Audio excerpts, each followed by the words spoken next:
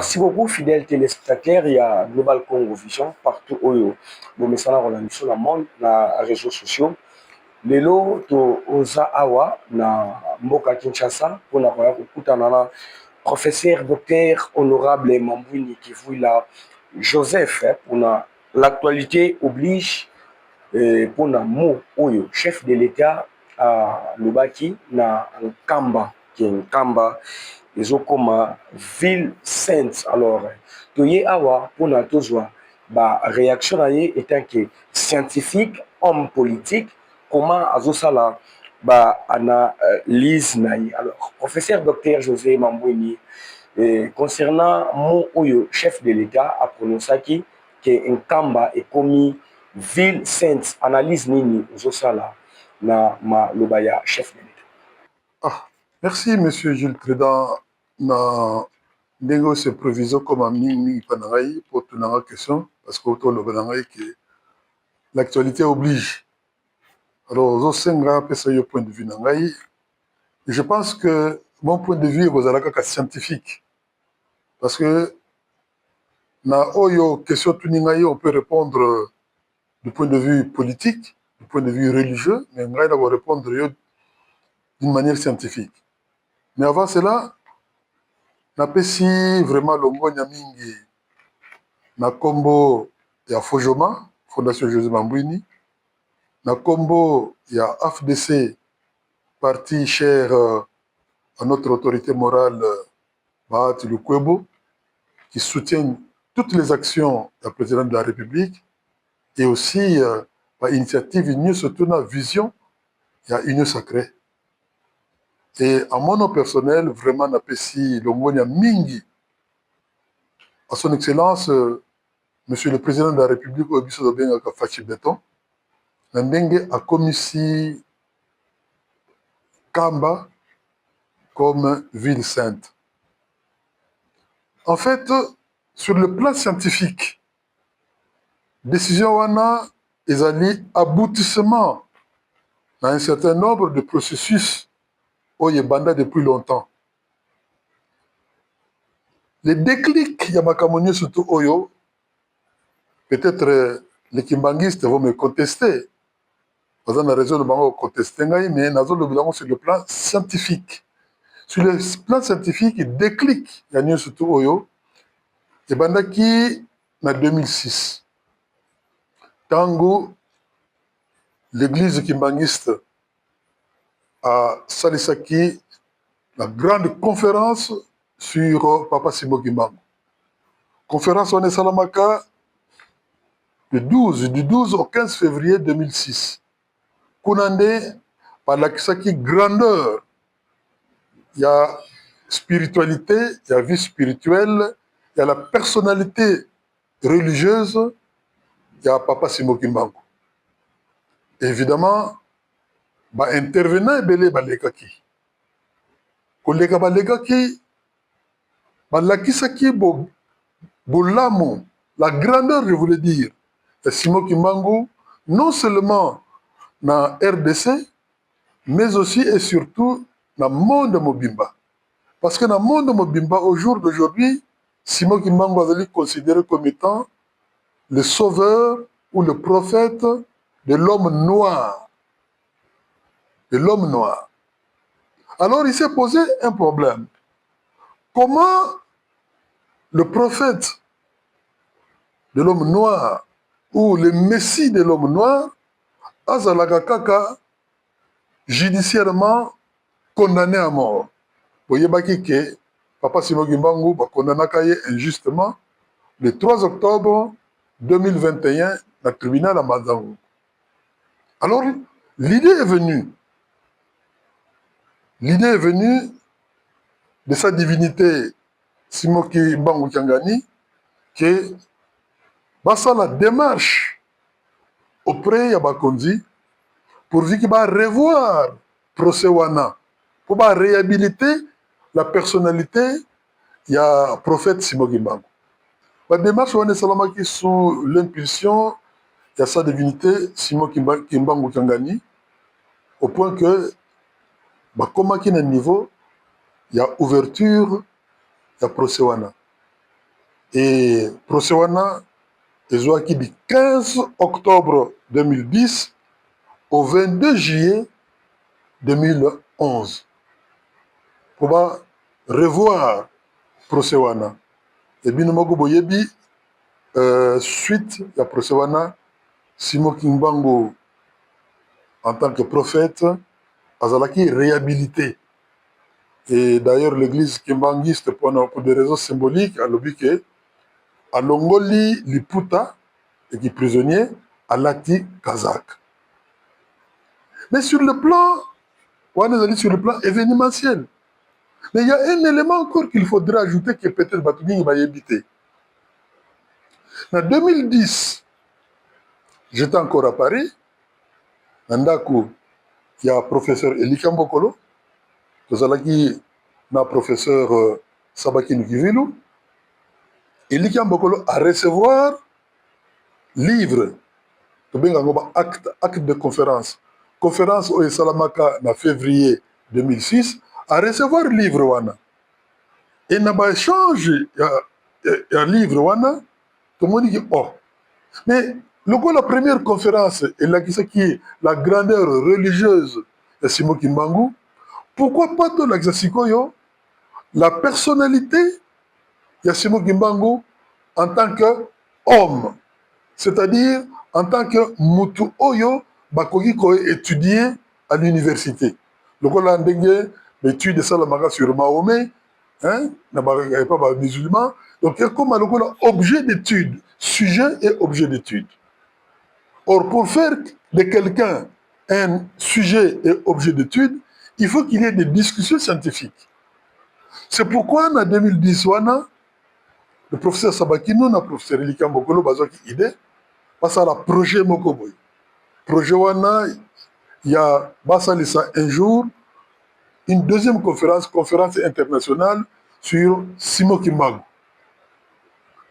Ça projet wana et pas ya sa divinité Simon Kimbangu Kiangani en Kamba et papa Eskaka à mon avis que vous avez le projet mo Gitoko Andima Kiango et puis à Tiaki ba moyen surtout à Tiaki tous les moyens nécessaires pour dire que conférence wana salama. Et conférence wana salamaka en juillet 2011. Le 24 juillet 2011 jusqu'au 25, donc jusqu'au 28. Alors, on a une conférence où on a démontré que Simon Kimbangu, il faut comment un sujet et un objet d'étude. Il faudrait que nous étudier dans l'université. Alors, la carte conférence, il y a eu plus ou moins 280 experts en sciences humaines et sociales. Il y a qui l'échange, il va discuter. Et puis tout le monde a dit que vraiment, alors, dans l'échange, tout ça un livre en 2 tomes. Livre en qui publié dans l'Armatan, Bakimaniste Bele Bayebi en dans le livre wana to lakisaki la portée scientifique du prophète Simon Kimbangu. Mais au-delà de ça, na kati ya conférence wana ba idée belé bimaki parce que la conférence ya liboso oyo basalaki à caractère avec la dimension religieuse, il était question que il faut pas réhabiliter le prophète Simon Kimbangu. Ça a été fait.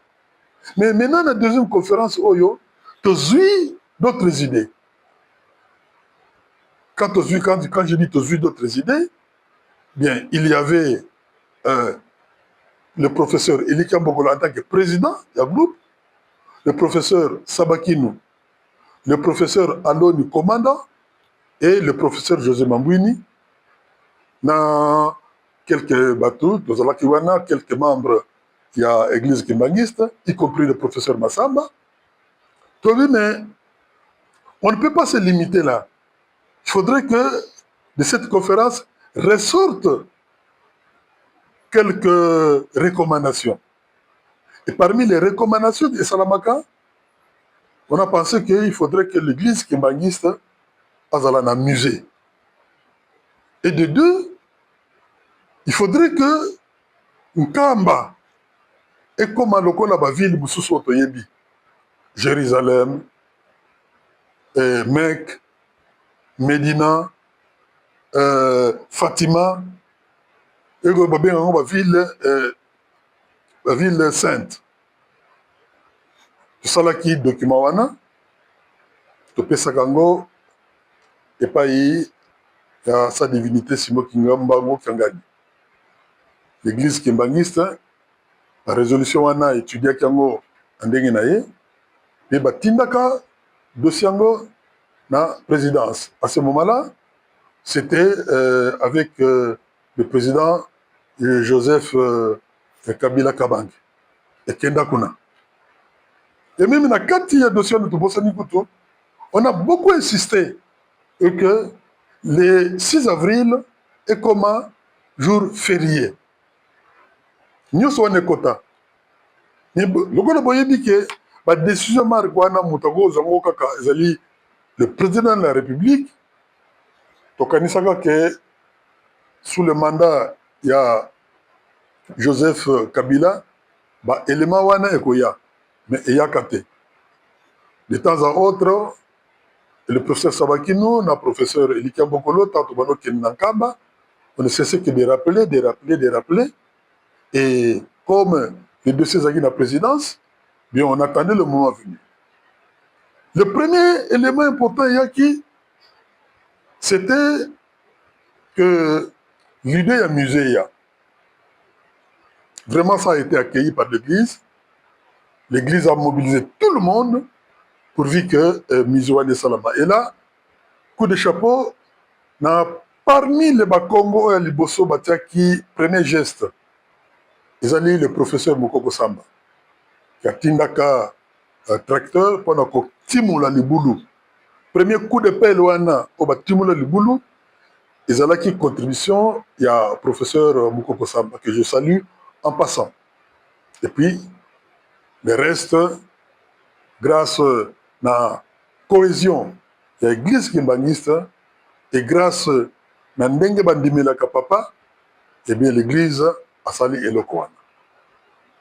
Deuxième élément,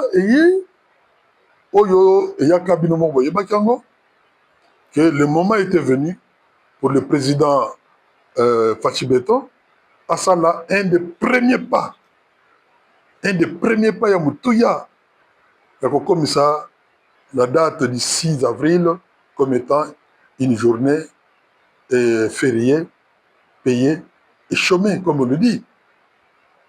C'est parmi les résolutions Oyo et Zomaka, la conférence, il y a juillet 2011.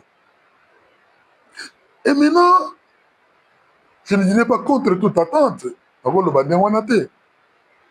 mais Fachi Beto Azalaki n'a plan.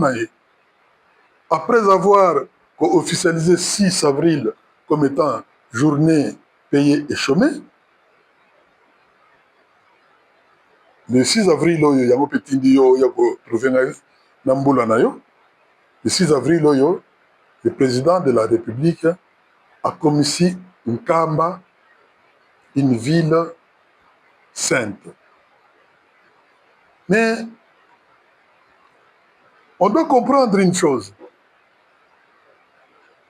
Je précise bien que Ngaï Awa n'a pas intervenir en tant qu'un scientifique. La Kanisa qui, depuis 2011, jusque, je ne peux plus donner une date exacte, au Banomona, groupe et professeur, notre équipe, Elikiambokolo, Sabakinu, Mambouini, Aloni, et de temps en temps aussi, qui parfois accompagnés pour des raisons historiques, c'était Bazangika. C'était ISP Bazangika de temps en temps, Tobano Zalanaye, Tobano Kenenkamba. Tobano Kenenkamba n'a pas de tourisme. Parce que pour topper sa poids, comme Nkamba, une ville sainte, il fallait tozala na topographie. Na topographie wana esengaki ba équipement ebele. Je crois que mingi bayokaki pe bamonaki ke équipe na biso bano kota bazamba bato ebele bano comprendre te soki nini yango to bano luka na bazamba. Parce que bano kosala topographie ya kolakisa ke Nkamba peut devenir une ville. Parce que Nkamba ezalaki cité. Mais peut devenir une ville, il faudrait que elle répondre à l'exigence et la définition d'une ville. Une ville est d'abord définie par sa superficie. Donc, étendue naïe, alors, de Pesaka Charles Johanna, le professeur Aloni.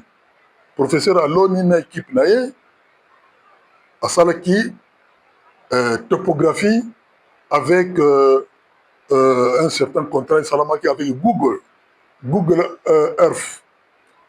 Donc, dans une liaison satellitaire, il y a Google et ça la topographie pour dire que il y a espace nini Nkamba kobuzwa.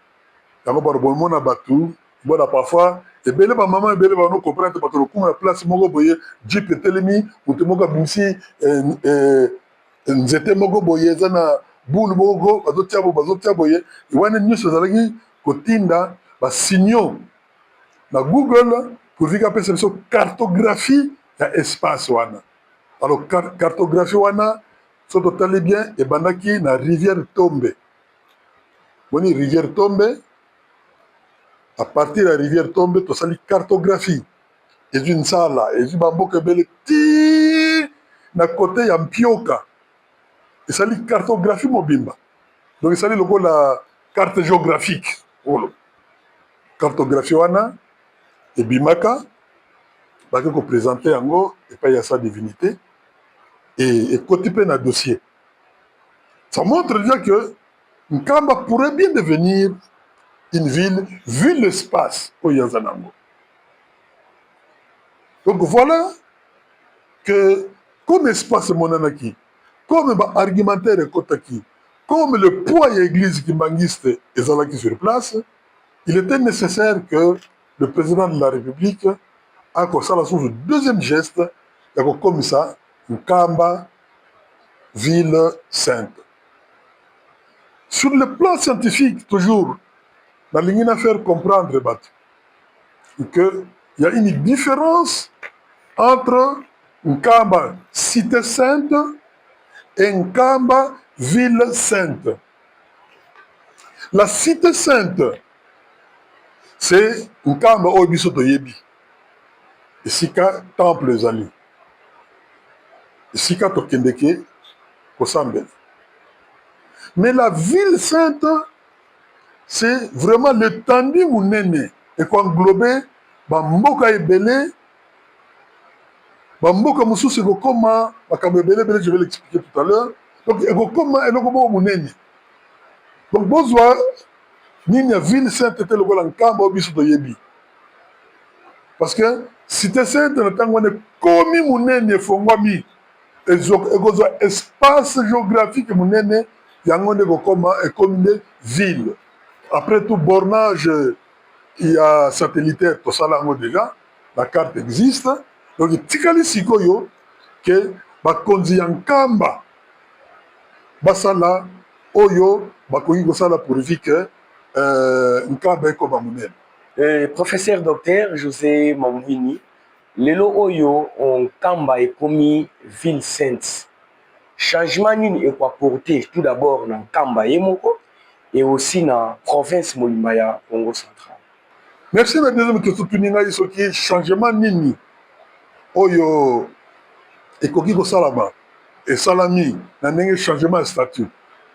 Mais monsieur Gilles Trédan changement za munene.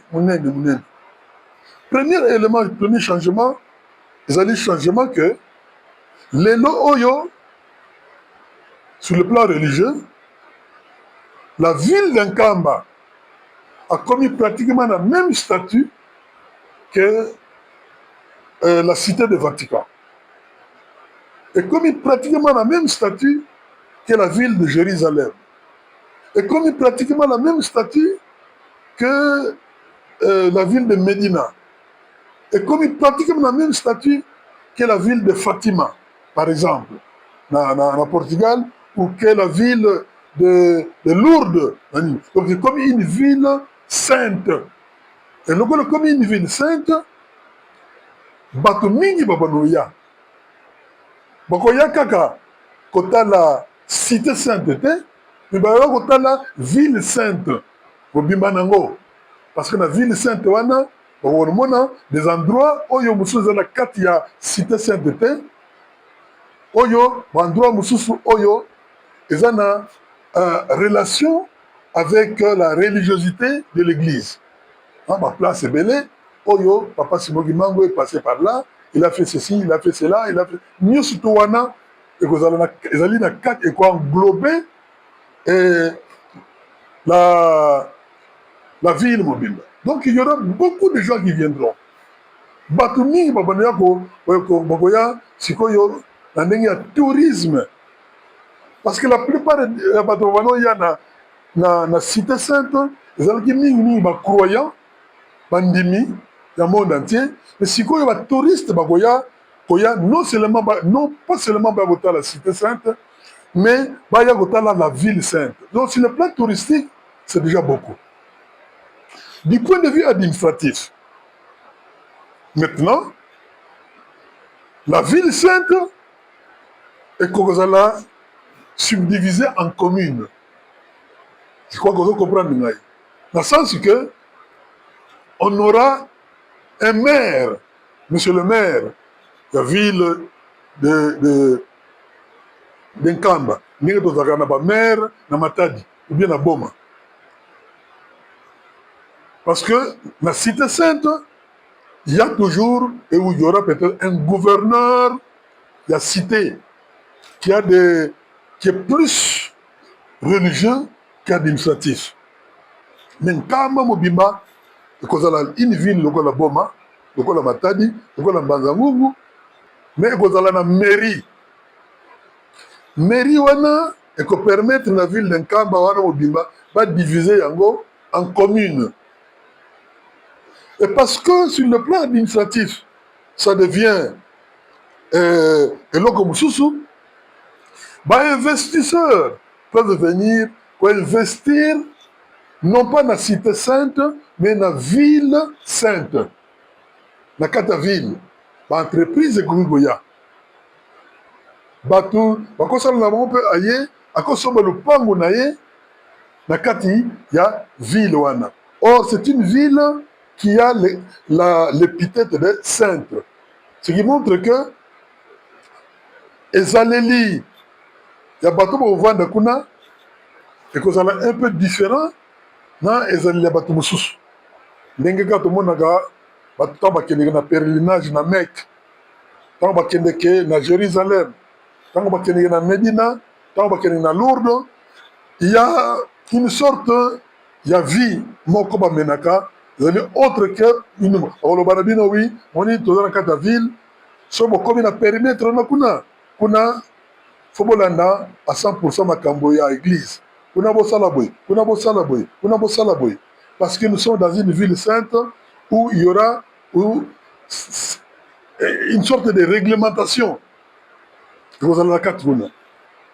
Donc, parce que tu es dans la mairie, parce que tu es dans la commune, le nombre de villes dans le Congo central est Bakisami. Et tu as dit que la ville de Madangoum, la ville de Boma, la ville de Matadi, ou la ville de Mwanda. Mais il faut à ce moment-là ajouter aussi la ville de Nkamba. Et comme ça, cette ville de Nkamba, comme un noyau, on peut permettre et développer Bakotowanani surtout. Et d'ailleurs, ça tombe à pic. Barrage Oyo, Yampio Bezo Salam. Et Kosunga pour alimenter la ville de Nkamba. Et autre chose, Oyo, Tokoki ko ajouter, na likambo wana. Par le statut même, il y a ville. Nkamba, à ce moment-là, a commis à Zusigoyo un statut juridique, une personnalité juridique, Moussousou. Parce que la carte Yankamba, dans la personnalité juridique, Moussousou, qui n'a rien à voir avec la personnalité juridique, il y a Cité Sainte. Évidemment, le centre d'attraction Mobimba, il y a Ville Wana, le point focal est la Cité Sainte. Mais la ville est administrée par l'État, parce que abanotinda ba maire nekuna, agotinda ba burgumestre nekuna, et kozala pe na makamoni ko ndenge ba service ni soka ndenge fonctionnaka. Et en dehors de cela, il y aura un périmètre oyo kozala bien défini, il y a Cité Sainte. Donc voilà en gros ce que je peux dire. Et je pourrais ajouter un truc, Monsieur Trédan, c'est le fait que là où il est, Sabakinu, je crois qu'il doit être l'homme le plus heureux du Congo central. Parce que l'idée, Oyo, d'accord, transformer Kamba en ville sainte, l'idée wana est venue de lui. Et l'idée wana est Zouaki, le sambo, la bénédiction, il y a Papa Simon Kimbango Kiangani. Et voilà qu'aujourd'hui, Sabakinu, là où il est, il doit en être fier. Et au jour d'aujourd'hui, je crois aussi que l'historien Bazangika, que je salue en passant, parce qu'à ce moment-là, il était encore CT, je ne sais pas très exactement ce qui est ici, mais il a maintenant des arguments, parce qu'il est parmi les témoins, Oyo, Bayebaki, processus Wana. Parmi les Oyo, nous allons partager échange scientifique, que Tala, idée Zali Boytala, idée Zali Boytali, Zali Boye. N'a vraiment pas sur quel sujet nous travailler, mais de temps à autre, nous avons une discussion, échange, parfois dans le Lankaba, on lui en parlait. Donc voilà à peu près tout ce que je peux dire, ce qui a été la contribution scientifique d'Abat. Alors là, je vous dis que la parole prophétique, il y a Papa Dangenda, et c'est réalisé par Papa Dangenda Lobakaboy. Un jour, awa Nankamba, Bokomona, Batamayele Bagoya Awa. Batowana Bagozala Bakimbagiste te. Mais Bako travailler, Bako Sala, Pona Bolamu ya Lingomba. Et voilà, on a Sabino, sur le plan scientifique, comment Ngaï n'a expliquer aujourd'hui la déclaration officielle du président de la République, la commission Kamba, ville sainte. Voilà. Yangoka na vaye nango na zaba kamumi golobate. Yango wana kaka. Merci mille. Merci beaucoup. Na réponse sur notre PC, Ndeko Balandi, il y a Global Congo Vision. Alors, dernier mot na yo pour la émission na biso. Il y a les lots. Malobani nous repoloba na ba téléspectateurs nyonso ba oba on a biso na poko les lots et aussi na ba auditeurs auditrices nyonso ba pesa yo confiance étant que molobeli na ba. Bien, dernier mot na ngai ndenge na utaki koloba na bino qui n'a s'exprimer en tant que scientifique. Et en tant que scientifique, na l'axibino processus nini et salamaki protokoma les lots oyo na ville sainte. Donc c'est un processus qui a commencé depuis très longtemps. Il y a une équipe qui a beaucoup travaillé là-dessus. C'était des professeurs d'université. Et aujourd'hui, que le dossier tel qu'il a été présenté a été bien étoffé pour que le président de la République, Azomokano, a la déclaration de Yakubalula Nkamba comme ville sainte. Mais au-delà de tout cela, Nalingika a fait comprendre que les scientifiques que nous sommes, Donc, Krezaki, l'histoire et l'historique même, il y a l'église kimbangiste. Ma bateau, bah, il bien goûté, lelo oyo, na mikili ya poto, ma thèse, ezo salama. Batu bamindele, bazo ko défendre ma thèse sur Simon Kimbangu. Ba étude ebele ezo salama sur Simon Kimbangu. Que maintenant, Simon Kimbangu fait l'objet d'une étude scientifique. C'est déjà quelque chose de bien. De l'ombre une dimension religieuse, de comme une dimension scientifique. Qui fait que même les Japonais, ils commencent à s'intéresser à l'écrit Oyo Salama sur Simon Kimbangu. Dans l'article Oyo Batuba publié sur Simon Kimbangu. Parce que Kala, Ezalaki Kaka, les Américains, les Japonais, les Chinois, les Asiatiques, d'une façon générale, les Européens, commencent à écrire des ouvrages sur Simon Kimbangu. Donc voilà, Oyo Nakolo Bake, quelle a été la contribution scientifique. Il y a Bato Oyo Nauti Kotanga. En tout cas, merci.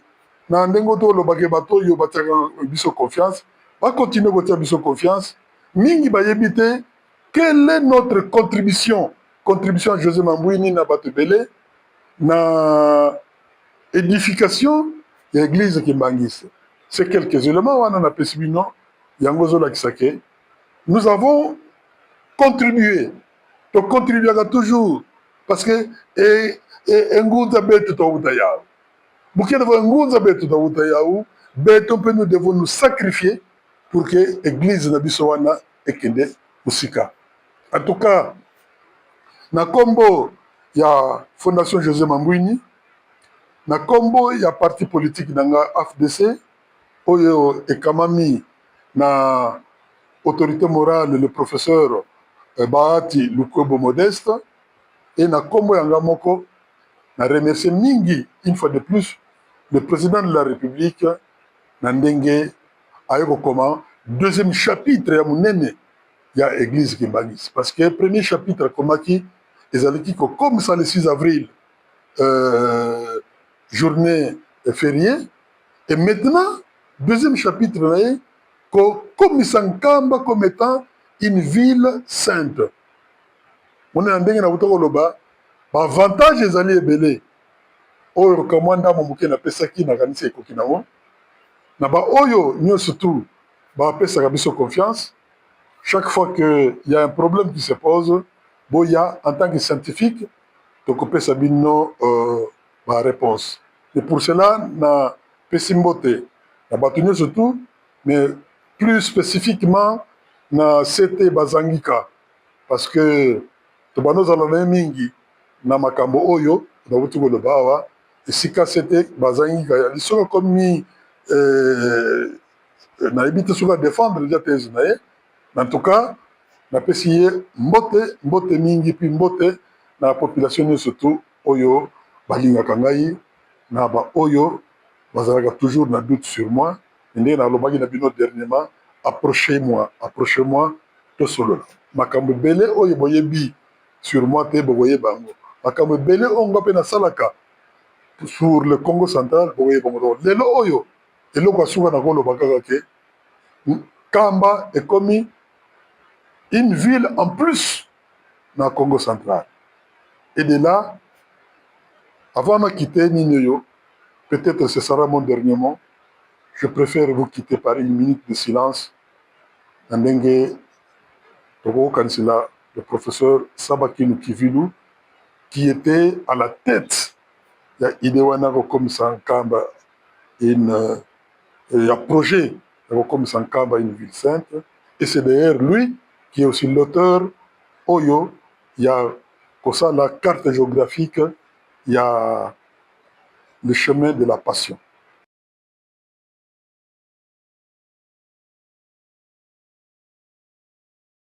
Merci beaucoup, Nabino, Ndeko, donc l'actualité oblige, Senga Kibiso, tout s'est déplacé rapidement pour l'envoyer dans Mboka Kinshasa, pour tout un professeur docteur papa José Mambouini oyo tozalaka na ye mi ekolo nyonso to parce que omoni baactualité ya boye esengaka te tolalisa yango il faut ke tozala chaud toyeba baanalyse nini parce que ye mpe alandaki direct oyo ezalaki bongo na nkamba le 6 avril. Donc merci beaucoup na bino nyonso tu oyo bopesa biso confiance toloba yango meke fois Global Congo Vision c'est la visibilité.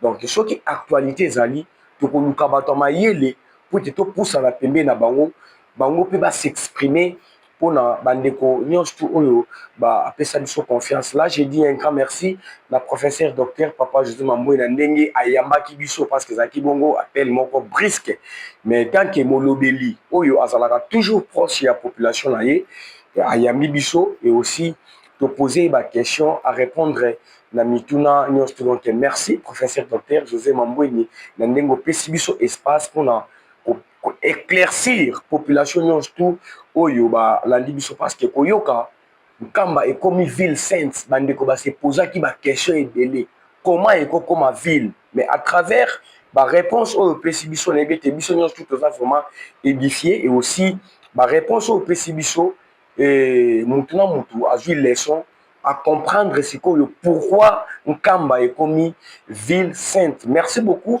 na bino nyonso bolandaki biso bobengaka biso bokomelaka biso po ete topusanaka esika bozali po toinforme population nyonso tu oyo bapesa biso confiance ya kolanda Global Congo Vision. À la présentation ezalaki bongo le père de la 7e génération Jules Trida Kanza et aussi invité na biso ezalaki professeur docteur papa José Mambouini. Merci beaucoup na bino nyonso tu oyo bolandaki biso botikala mala.